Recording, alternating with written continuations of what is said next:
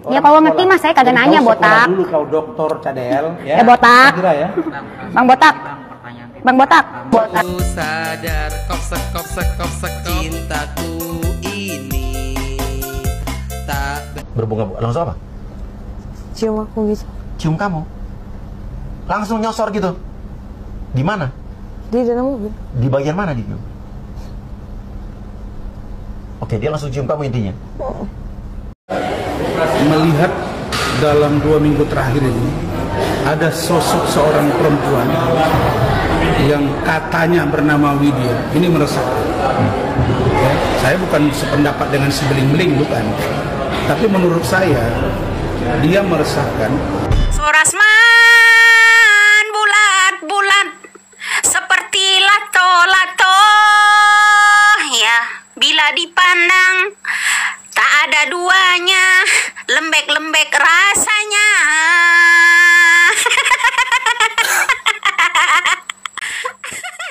Demi lato-lato Rasman transfer 12,5 juta ya untuk si Caca agar bisa datang ke Bali bermain lato-lato. Ini menghadiri beberapa TV, wawancara TV. Salahkah itu? Tidak. Tapi kita melihat bahwa dugaan saya bahwa ini ada dugaan yang memboncengi dan depolitisasi untuk mengganggu keberadaan petinggi Polri, kok kayaknya saya hampir yakin. Nah karena itu saya mulai mengamati, ada apa ini dengan seorang Peggy Setiawan? Kenapa? Karena kalau saya secara jujur melihat bahwa ya sangat tidak lugu buat kura-kura ninja ya, apa yang kamu tanam itu yang kau petik. Ada program acara yang dibahas Betty Susu Paha. Nah, itu kata Farhad, saya nggak tahu kemana arahnya itu. Kamu nantang-nantang lah, emang kamu siapa? Hei, kamu tentang siapa? Kamu lawan dirimu aja udah kalah, gak bisa mengendalikan emosi. Donasi ataupun sumbangan dari siapapun, jika ada yang meminta donasi, itu dipastikan adalah tidak benar dan penipuan. Kau jangan bela-bela Polri, sering nggak peduli sama saya. Dikatakan seperti itu. Aduh, itu keluarga saya, anak saya semualah. Saya aja dibilang dibayar berapa kamu, Nenek? Jadi saya heran, saya kasih contoh. Kembali lagi di Iyo Channel.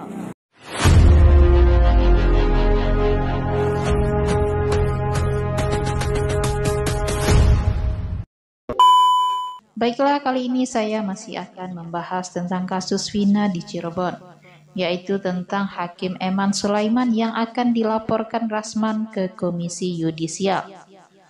Bagaimana selengkapnya, ikuti video berikut ini. Kamu nantang-nantang lah, emang kamu siapa? Hei, kamu tentang siapa? Kamu lawan dirimu aja udah kalah, gak bisa mengendalikan emosi. Tapi nantang saya dari Jawa setiap kali. Saya cukup senyum-senyum aja, cukup senyum-senyum saja. Musuhmu banyak, hakim aja pasti gak suka. Rumah pengadilan termalukan, hakim-hakim kau teriakin gak ada gunanya. Jadi bikin malu aja, gak usah sombong lah. Saya kena Rasman lah, ya. Saya kena Rasman. Jadi kalau kemarin dia bilang dia sudah kasih bukti-bukti kalau dia pengacaranya dari Suroto, Rasman tuh aneh, lucu gitu.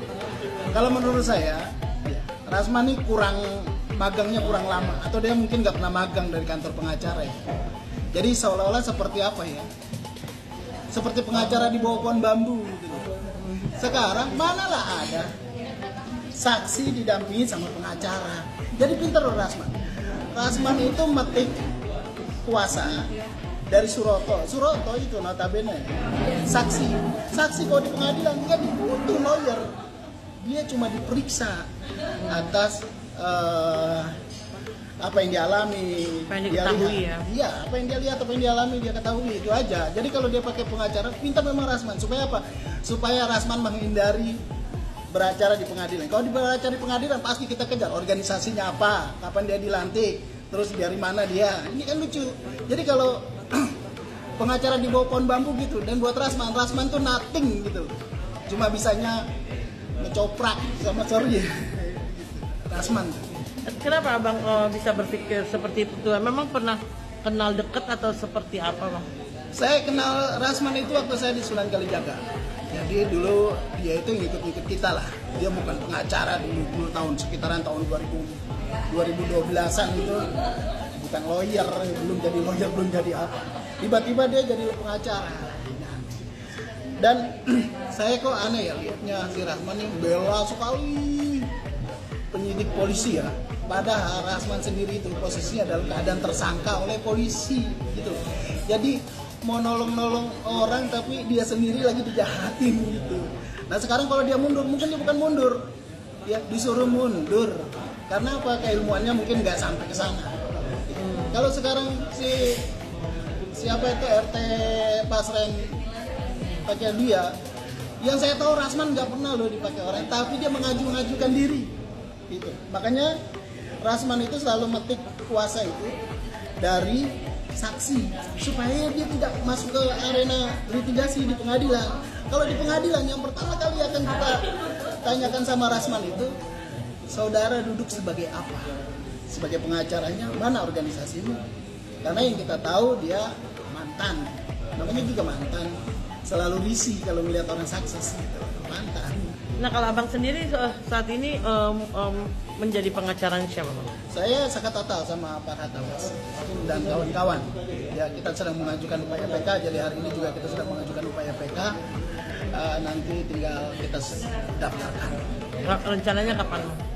Mungkin Senin, paling lambat Senin. Oh, peninjauan kembali. Jadi memang setiap hari kita godok. Nah, menggodok perkara ini, kalau Rasman nggak bisa, dia tuh siapa gitu loh, bahwa dia aneh gitu. Kalau dia bilang makanya dia cepat-cepat mundur, dia cuma bisa ngecoprak aja di TV gitu. Supaya apa? Supaya bisa dibilang keren, padahal nothing. Jadi Rasman, lu tuh nothing gitu. Lu dari organisasi pengacara mana kita nggak tahu. Gitu. Duduk mewakili siapa juga kita nggak tahu. Kalau mewakili saksi, nggak usah pengacara pakai saksi itu.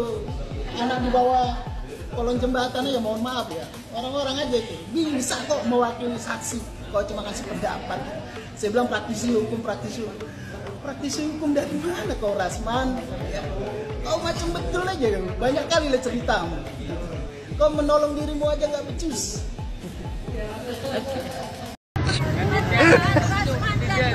Bagaimana ketua?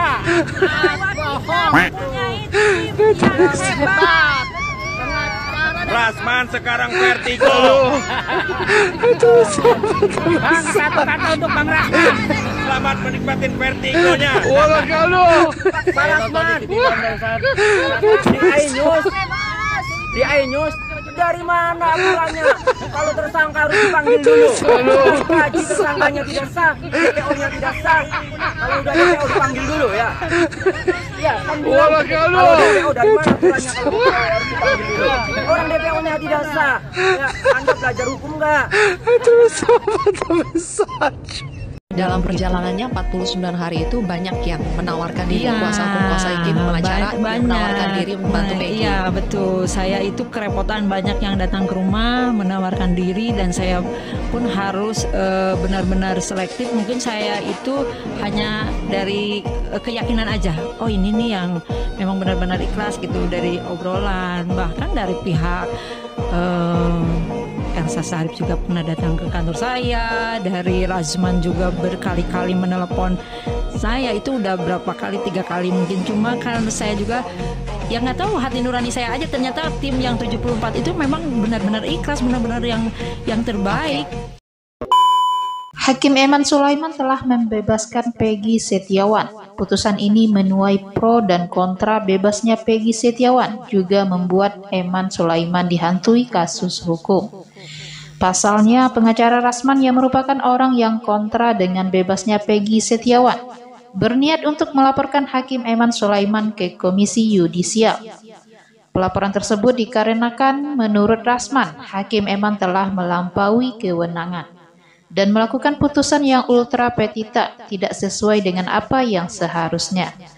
Menurut Rasman, putusan Hakim Eman bertentangan dengan Peraturan Mahkamah Agung Nomor 4 Tahun 2016 Bab 2 judul besarnya mengenai larangan pengajuan peninjauan kembali putusan pra-peradilan.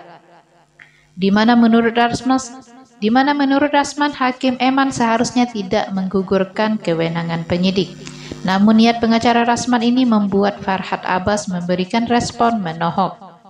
Menurut Farhad Abbas mengatakan bahwa hakim adalah sosok yang dimuliakan dan keputusannya di dalam persidangan harus dihargai. Ia pun mengatakan agar masyarakat tidak terkecoh dengan ucapan Rasman yang akan laporkan Hakim Eman. Ia juga mengingatkan Rasman yang hanya seorang pengacara agar tahu diri karena hakim adalah orang yang dimuliakan. Farhad juga mengatakan bahwa Rasman sudah menzolimi para terpidana dalam kasus Vina Cirebon. Ini saya agak marah ini, terbukti dia sudah menzolimi orang-orang yang terzolimi, ujar Farhad Abbas.